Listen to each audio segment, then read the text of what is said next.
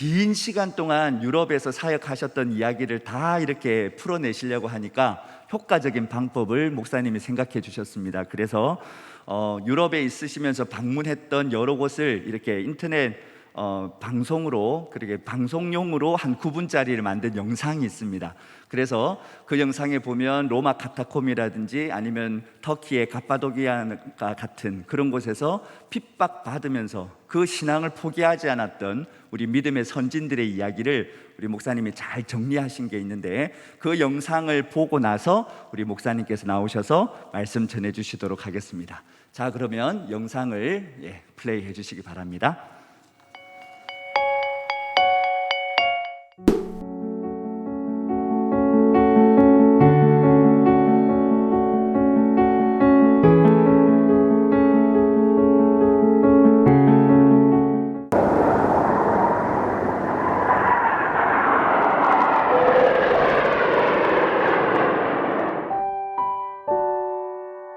4월 중순, 로마는 아직 차가운 날씨에 약간의 비바람이 불고 있었습니다. 도미틸라 카타콤베에는 특유의 지하 냄새라고 할까, 뭐라 말로 표현하기 어려운 냄새가 코를 자극해 왔습니다. 카타콤을 둘러보는 동안 한 가지 의문이 계속 머리에 감돌았는데, 작은 크기의 무덤들, 분명 어린아이의 무덤일 텐데 왜 이렇게 많은지 궁금해졌습니다. 그러다가 문득 지나는 말로 가이드가 던진 말이 귀에 꽂혀옵니다. 이 카타콤 안에서 태어난 영아의 무덤이라는 것이, 그제서야 수많은 의문이 풀렸습니다. 이 열악한 환경에서 갓 태어난 생명이 어찌 살 수 있을까나. 풀 한 폭이 자랄 수 없는 극한의 세계, 물도 양식도 빛도 없는 카타콤에 비극의 몸이 떨려왔습니다.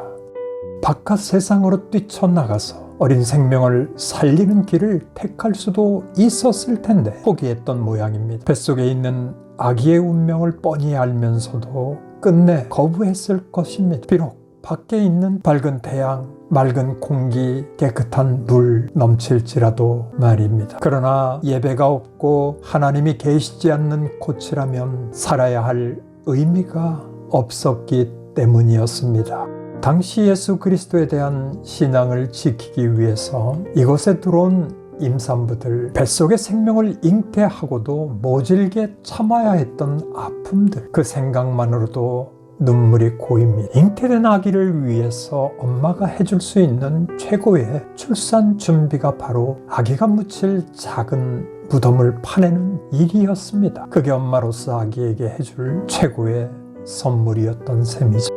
응애함으로 형성된 카타콤, 손톱으로 긁어내면 조금씩 파여집니다. 별다른 도구 없이 손가락만으로 긁어냈을 것입니다. 그렇게 해서 조그만 무덤이 만들어졌습니다. 그때마다 카타콤 공동체에 모인 성도들이 흘렸을 그 피눈물이 얼마만큼일까요? 너무나 가슴이 저며왔습니다. 그들을 보시는 주님의 마음은 또 얼마나 아프셨을까요?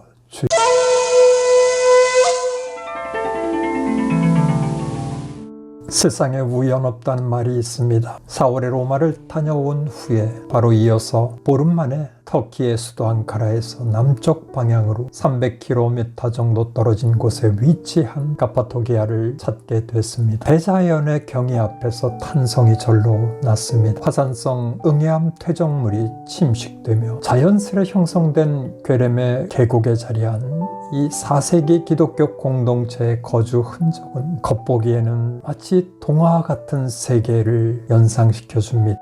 이곳엔 바위를 깎고 들어선 거주지들, 교회와 수도원들, 4세기부터 아랍인들이 아나톨리아를 침입해 교회에 있는 성상 파괴 운동이 극심할 때에 피난 온 성도들에 의해서 만들어지게 된 아픈 역사의 현장입니다. 성도들은 신앙을 지키기 위해 이곳에 피신해서 비잔틴 미술의 최고의 유산을 남겨놓았습니다. 이곳에 피난처를 삼았던 성도들은 바위를 깊이 깎고 들어가 살면서도 아름다운 신앙 공동체를 만들었습니다.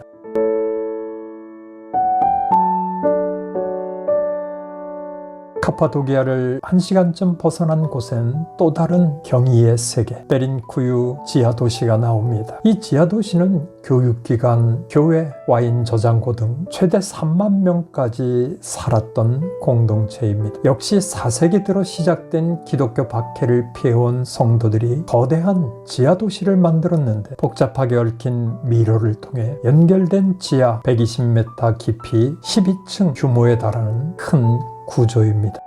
지하 1층과 2층에는 식당을 비롯하여 부엌, 우물, 축사, 곡물 창고, 저장고 등 지하 3층과 4층에는 거주지와 교회 신학교를 두고 있었는데 그 안에서만 무려 1200여 개의 방이 발견됐다고 합니다. 세상과 차단된 어두운 지하 도시에서 삶을 영위해 갔지만 그러나 그 안에서는 예배가 끊이질 않았습니다. 신앙을 지키기 위하여 지하 도시에서 일생을 마쳤던 사람들의 무덤이 너무 감동적이었습니다.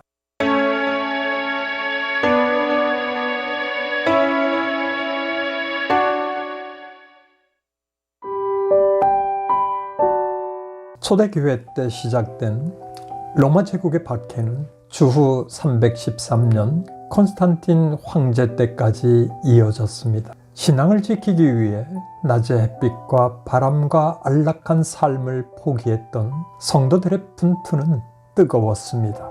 또한 4세기 아랍인들에 의해서 성상 파괴 운동이 광풍처럼 휩쓸며 아나톨리아에서의 핍박과 박해 가운데서도 신앙을 지키고 믿음을 지키기 위해 성도들은 토굴과 지하로 들어갔습니다. 카파도기아는 그 계곡을 벗어나는 석양 무렵이 아름답습니다. 계곡 일대가 붉게 문드는 그 장관이 연출됩니다. 붉은 색조를 띤 계곡 전체에 석양빛이 빨갛게 달아오른 듯이 휘황찬란하게 빛나는 장관을 목격했습니다. 그것은 마치 계시와 같이 느껴졌습니다. 믿음의 선배들이 끝까지 붙잡았던 그 진리, 예수 그리스도의 십자가 죽음과 부활만이 소망이라고 마음속에 각인시켜주는 것만 같았기 때문입니다. 찬송하리로다. 우리 주 예수 그리스도의 아버지 하나님이 그 많으신 긍휼대로 예수 그리스도의 죽은 자 가운데서 부활하심으로 말미암아 우리를 거듭나게 하사 산소망이 있게 하시며 썩지 않고 더럽지 않고 쇠하지 아니하는 기업을 있게 하시나니 곧 너희를 위하여 하늘에 간직하신 것이라. 베드로전서 1장 3절로 4절의 말씀입니다. 그렇습니다. 그들은 이런 산소망을 붙잡았기에 사람으로 감내하기 어려운 그 고난과 박해의 폭풍 속에서 단 한 발짝 물러서지 않았습니다. 끝까지 온전한 신앙을 지켰습니다. 그런 성도들을 생각해 보면서 오늘을 살아가고 있는 나의 모습이 얼마나 부끄러운지 그런 생각을 떠올릴 수밖에 없었습니다. 산소망을 잃지 않았던 그들 모습이 참으로 마음 깊이 각인이 되었던 것입니다. 우리에게는 사실 너무 많은 것들이 그도 과분할 정도로 많이 가지고 있지는 아니한지요. 그런데 여전히 족함이 없고 여전히 탐욕의 미련을 끊어내지 못한 채 살아가고 있습니다. 그 자리를 벗어나면서 오늘날 비주얼로 빛나는 교회에게 와보라, 손짓을 보내고 있는 것이 아닐지 모르겠다는 생각을 해보았습니다. 오늘 참 외향으로 그 보이는 비주얼로 아름답게 보여지는 교회와 너무 비교가 되는 모습이었습니다. 그들이 가고 난 자리, 세상적인 비주얼로는 그저 어둡고 음습한 동굴이었지만 거기엔 빛나는 영적 교회의 모습이 너무도 뚜렷하게 각인되어져 있었던 것입니다. 교회 모습을 돌아보게 해줍니다. 우리는 지금 영적인 승리와 실패의 갈림길에 서 있습니다. 현재 위치를 정확하게 할 때 자동차 내비게이션도 작동이 되는 법입니다. 우리가 가야 할 목적지가 어디입니까? 주님께서 친히 인도에 가실 줄 믿고 그런 믿음으로 함께 이 어려운 시국을 잘 견뎌나갈 수 있게 되기를 주의 이름으로 축복합니다. 감사합니다. 유럽 생활 22년을 마치고 귀국한 고국 땅에서 저는 제 자신의 모습을 또 한번 보게 됩니다. 나는 역시 디아스포라다. 22년여를 독일 땅에서 코리안 디아스포라로 살았고, 이제 다시 귀국해 돌아온 고국에서는 어딘가 자리를 찾기 어려운, 자리를 두기 어려운, 또한 새로운 디아스포라가 되어서 하루하루 새로운 환경에 적응해 가고자 애쓰고 있는 모습을 날마다 발견해 보게 됩니다. 유럽에서 겪었던 그 많은 이야기들을 정리하려면 하루아침, 하루 이틀 가지고도 아마 모자랄 것 같습니다. 그런데 오늘 저는 이 말씀을 준비하면서 문득 두 가지를 생각을 해보게 되었습니다. 이 세상에는 눈에 보여지는 교회가 있는 반면에 눈에 보이지 않는 교회가 있고요. 지상에 건물로 우뚝 세워진 그 수많은 교회들이 있지만, 그러나 그 교회 이면엔 결코 눈에 보이지 않는 건물로 지어진 교회가 있다는 사실입니다. 제가 오늘 한국의 고국에 돌아와서 느껴보는 이 이야기가 아니라 유럽에서 제가 직접 겪고 살았던 그런 이야기입니다. 유럽을 여행하신 분들이 계시다면 유럽의 곳곳에 그 유명한 성전들의 모습을 관광으로도 보시고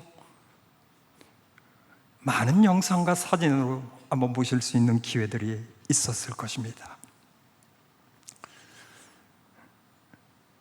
오늘 우리가 유럽을 생각할 때마다 유럽 교회는 죽었다, 교회의 무덤이라고 하는 이야기들을 주고받을 때가 많이 있습니다. 그런데 오늘 제가 여러분에게 소개하고 싶은 한 이야기는 마르틴 루터가 종교개혁을 일으킨 그 후에 루터의 종교개혁을 완성시켰다라고 하는 독일어 성경 번역을 이루어냈던 바르트 브루크라고 하는 성의 이야기를 잠시 여러분과 나눴으면 합니다. 바르트 브루크 성은 1200년대에 세워진 그런 성이죠. 당시 신성 로마 제국을 다스리던 루드비히 4세라고 하는 왕에게 헝가리 합스부르크의 왕과 당시 안드레아스 2세라고 하는 그 황제가 자신의 셋째 딸을 정략적으로 시집을 보냅니다. 그 시집 보내던 시기가 4살이었어요. 유럽의 귀족 가문의 전통은 양 가문이 합의하에 결혼을 하게 되면 우리처럼 성년이 되어서 거대한 결혼식을 치르는 것이 아니라 5세 미만의 어린 아이들을 성혼을 시켜서 미리 시집을 보내서 그 장차 신랑이 될 그 어린 짝과 함께 한 집에서 생활을 시작하게 합니다. 한 침대에서 같이 먹고 자고 생활하면서 어릴 때부터 서로 자라나면서 서로를 잘 알게 하고, 그리고 또한 서로를 돕는 배필이 되게 하고자 하는 그런 귀족 가문들의 전통이 바로 그랬습니다. 4살의 독일 신성 로마 제국에 시집을 오게 된 이 엘리자베스는 긴 생애를 살지 않았지만 그러나 어려서부터 신앙심이 돈독했고, 그때 마침 이태리의 성자라고 하는 아시시의 프란체스카, 그 청빈 신앙을 깊이 은혜를 받게 되어서 왕비의 신분이었음에도 불구하고 늘 성 밖에서 농사 짓고 고생하고 있는 그런 농민들을 보듬는 삶을 살기로 작정을 합니다. 왕비라고 하는 존귀한 신분의 여인이 주말만 되면 자신의 하녀들을 시켜서 성 안에서 많은 빵을 굽게 하고 그 빵을 마차에 가득 실어서 마을을 향해 나가서 농사 짓고 있는 그 많은 농민들에게 그 빵을 배급하고 나누는 그런 삶을 시작을 합니다. 그때 남편인 왕은 십자군 전쟁에 출전을 하게 되고 왕비가 성에서 그런 삶을 살고 있다는 것을 까마득하게 모르고 있죠. 십자군 전쟁에서 돌아온 왕은 소문을 들어서 알게 되고, 왕비라고 하는 이 존귀한 신분의 그 부인이 어찌 천한 농민들을 찾아가서 그들에게 빵을 나눠줄 수 있단 말인가 분노하게 됩니다. 그래서 그 일을 하지 못하도록 금지를 시켰음에도 불구하고 엘리자베스는 기회만 된다면 무슨 핑계를 대든 무슨 방법을 내든 여전히 정해진 날에 빵을 싣고 나가서 많은 사람들을, 가난하고 또 힘들게 살아가는 사람들을 위로하는 삶을 살게 되죠. 어느 날 왕이 길목을 지키고 있다가 왕비가 빵을 가져나가는 것을, 현장을 급습하게 됩니다. 그때 왕이 왕비가 손에 든 그 빵 바구니를 가리키면서 그 바구니 내게 보여주세요. 빵 바구니의 보자기를 활짝 열어 제칠 때 그 안에 있던 빵이 갑자기 장미로 변하면서 활짝 핀 장미들이 솟아났다라고 하는 전설을 가지고 있는 바르트부르크의 성입니다. 루터가 종교개혁을 일으키기 300년 전에 일어났던 역사였습니다. 루터는 그 성의 하인의 신분을 가지고 살면서 아마 엘리자베스의 그 신앙의 이야기를 무수하게 들었을 것이고, 엘리자베스의 그 감동적인 삶에 자신도 영향을 받아서 훗날 독일의 루터교라고 하는 루터교의 문장이 바로 그 장미를 사용했던 것을 알 수가 있게 됩니다. 루터가 종교개혁을 일으켰을 때 루터를 가장 열심히 도왔던 사람들이 바로 짝센 그 지역에 살고 있는 많은 농민들이었고, 수많은 영주 사내의 백성들이 루터를 따랐고 루터와 함께 루터교를, 종교개혁을 수행해 갈 수 있는 큰 힘이 되졌다라고 하는 이 사실은 루터 이전 300년 전에 엘리자베스라고 하는 한 여성이 몸소 그 존귀한 신분을 벗어던지고 가난한 이들과 함께 이웃으로 나누고 그들을 돌보며 살겠다라고 했던 그 헌신에 감동받았던 민간 신앙이 뿌리 깊게 자리하고 있었던 그런 이유를 찾아볼 수가 있습니다. 또 한 군데는 유럽 교회를 보여주는 아주 상징적인 장소가 바로 인어공주의 나라가 되는 안데르센의 덴마크 코펜하겐을 생각해 보게 됩니다. 코펜하겐을 가면 우리는 주로 인어동상을 보기 위해서 바닷가를 한참 거닐다 오게 되는데, 사실은 가장 중요한 장소가 있습니다. 덴마크의 왕궁 앞에 호이브로 광장이 있는데 그 광장 곁에는 압살론 주교의 동상이 서 있습니다. 그는 로마 캐톨릭 교회의 주교였습니다. 그런데 그가 입고 있는 복장은 말을 타고 갑옷을 입고 투구를 쓰고 한 손에는 긴 도끼 창을 들고 한 손에는 성경을 들고 있습니다. 이 모습은 성직자의 모습이 아니라 정복자의 모습입니다. 그는 덴마크를 개척한 용사였고 코펜하겐을 만든 창시자였습니다.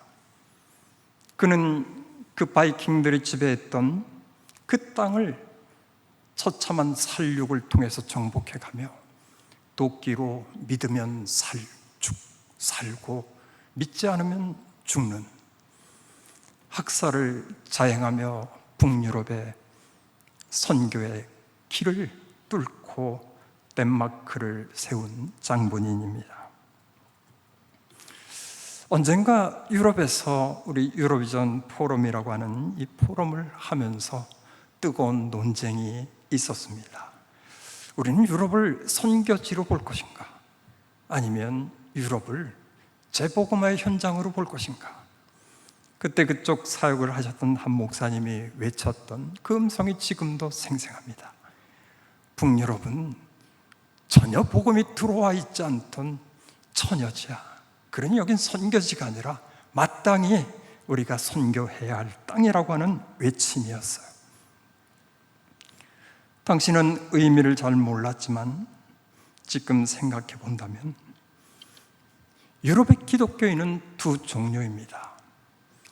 하나는 국가가 교회가 되어서 국가가 다스리는 그 권세 아래서 본인이 원하든 원하지 않았던 크리스찬이라고 하는 기독교라고 하는 신분적인 출생을 가지고 살아가는 사람들이 있고, 또 한 부류의 기독교인들은 작센의 그 비천하게 살아갔던 농부들처럼 땅을 일구며 땀을 흘리며 하루하루 먹고 사는 일들, 유럽 땅 곳곳에 거대하게 솟아있는 그 교회 건물들 그늘 밑에서 살아갔던 그런 사람들, 풀뿌리와 같이 살던 사람, 그런 크리스찬 두 종류의 크리스찬이 있는 것을, 영상으로 보았던 카타콤베에 들어갔던 크리스찬들이 있는 것처럼 가파도기아의 그 토굴 속에 들어갔고 데링쿠유의 그 지하 동굴 속에 들어가서 신앙을 유지해 살고자 했던 그러한 성도들의 모습이 있는 반면, 로마라고 하는 제국이 형성해 놓은 국가적인 기독교, 국가의 모든 권력과 권세와 국가가 해줄 수 있는 모든 혜택을 누리며 사제라고 하는 화려하고 멋진 제복을 갖추고 다양한 제도와 규율 안에서 세상을 다스려갔던 그런 교회의 모습, 두 모습이 존재하고 있었던 것이에요. 유럽이 훗날 최근에 급격히 세속화가 되면서 유럽은 신앙이 무너져 갔다는 소리를 합니다. 그러나 저는 독일을 떠나기 직전에 한 가지 소망을 발견하고 왔습니다. 국가에 소속되지 아니하고 국가로부터 어떤 혜택도 받지 않지만, 그러나 이대로 우리는 살아갈 수 없다. 우린 정말 우리의 소망 되신 그리스도를 붙잡지 않고는 하루하루 영적인 생명을 영위해 갈 수 없다. 이렇게 갈급한 성도들이 모여서 만들어가는 프라이게마인데라고 하는 소위 자유교회라고 하는 이런 교회들이 곳곳에서 들불처럼 번져가고 있다는 것을 보았기 때문입니다. 오늘 여러분들이 북한의 지하교회를 위해서 기도할 때 우리는 잊지 말아야 할 것이 있습니다.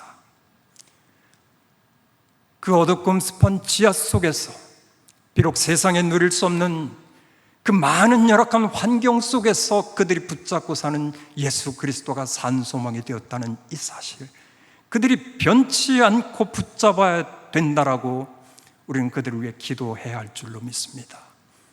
어느 날 세상이 바뀌어서 그들이 토굴 밖으로 나오고 그들이 세상 밖으로 나와서 로마 제국이 주는 가진 혜택 속에서 큰 신전 건물을 차지하고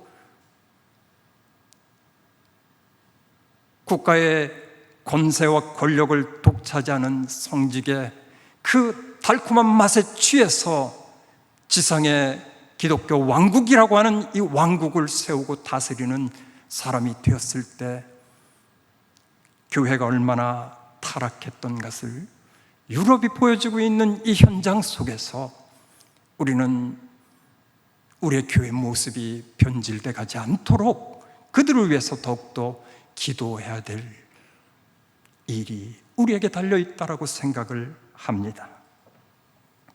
사랑하는 성도 여러분, 오늘 베드로전서 본문의 말씀이 우리에게 주고 있는 사실은 변함없는 진리입니다. 오직 예수 그리스도만이 우리의 상 소망이 되십니다.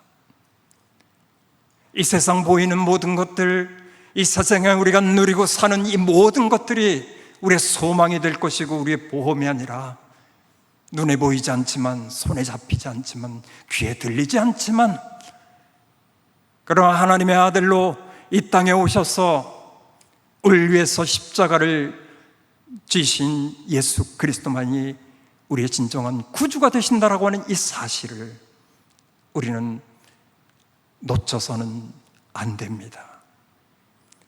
이 일을 위해서 하나님이 저와 여러분들을 기도하는 용사로 세상 속에서 구별해 주신 줄로 믿습니다. 여러분의 이 기도가 결코 헛되지 아니하고 진정한 빛을 발하는 그날이 반드시 오리라 저는 믿습니다. 코비드-19 코로나가 우리에게 이 같은 것들을 보여주고 있습니다.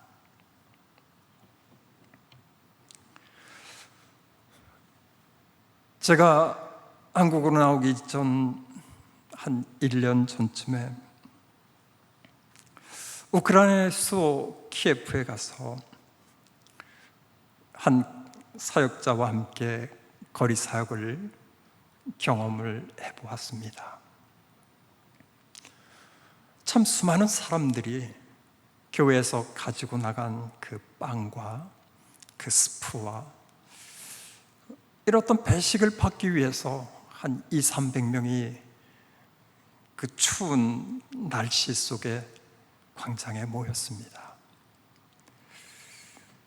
그들 앞에 오직 우리의 구주가 되신 예수 그리스도만이 우리의 소망이고 희망이라고 열심히 설교를 하고 그들에게 급식을 시행을 했습니다.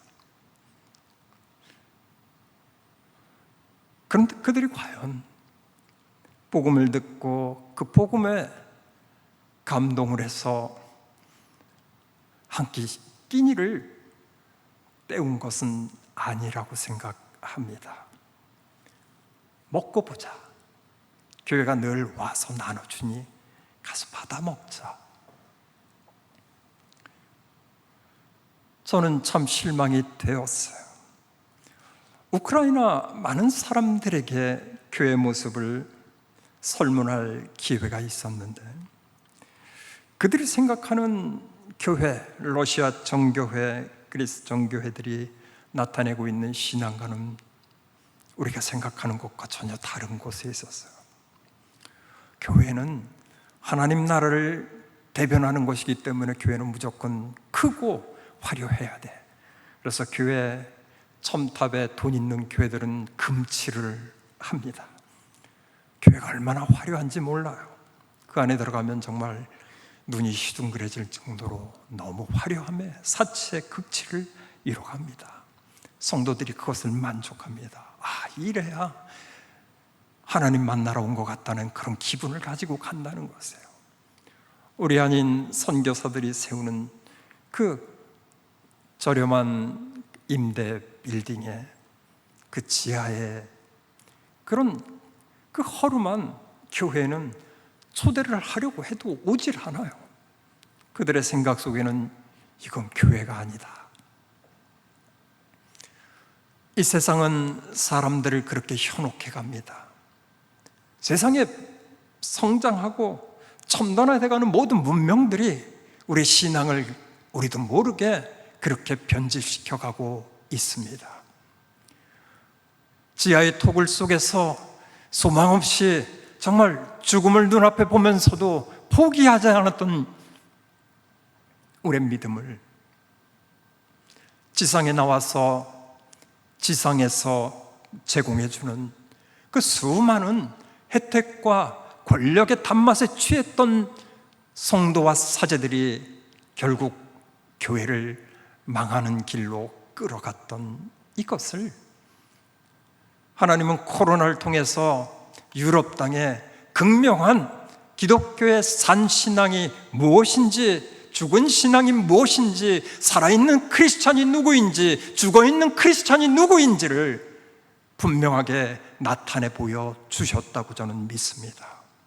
그래서 우리는 쉽게 발견해 볼 수 있었어요.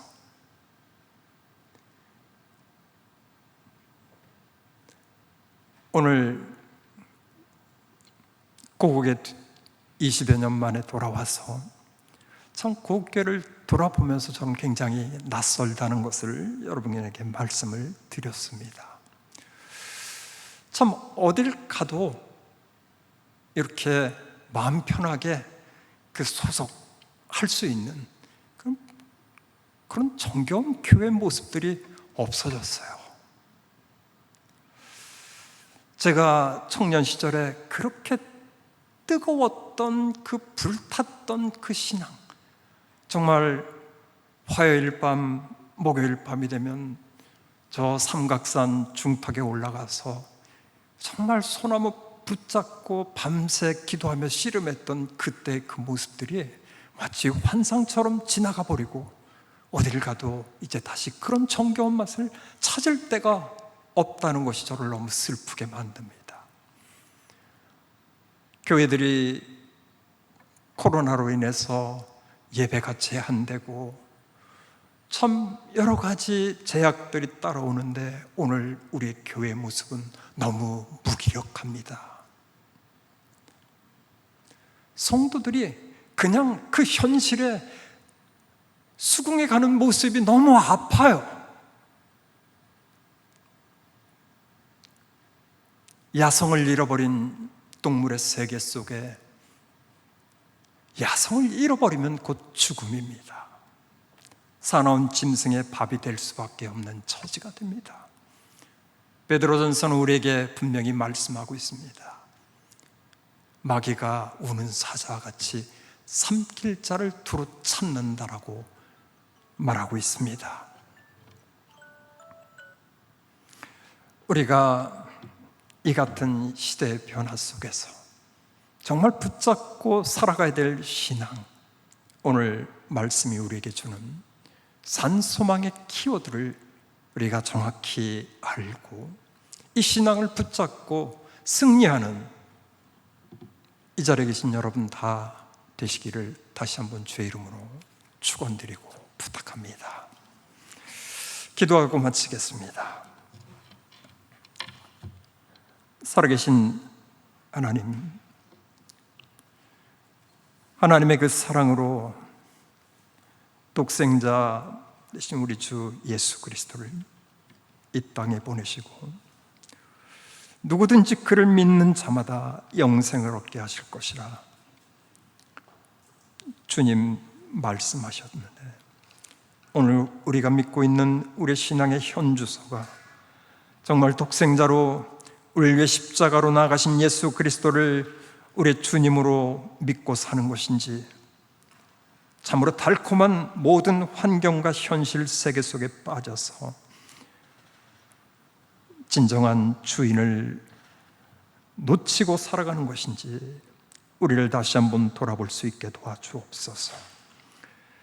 다시 한번 하나님의 교회가 힘을 얻게 도와주시고, 하나님 교회 성도들이 힘을 얻도록 도와주셔서 이 땅에 교회가 살아나게 도와주시고, 이 땅에 하나님의 성도들이 더욱더 강해져서 다시 오실 주님을 위해 마지막 힘을 다할 수 있도록 주님 붙잡고 함께하여 주시옵소서. 감사하며 예수님 이름으로 기도합나이다.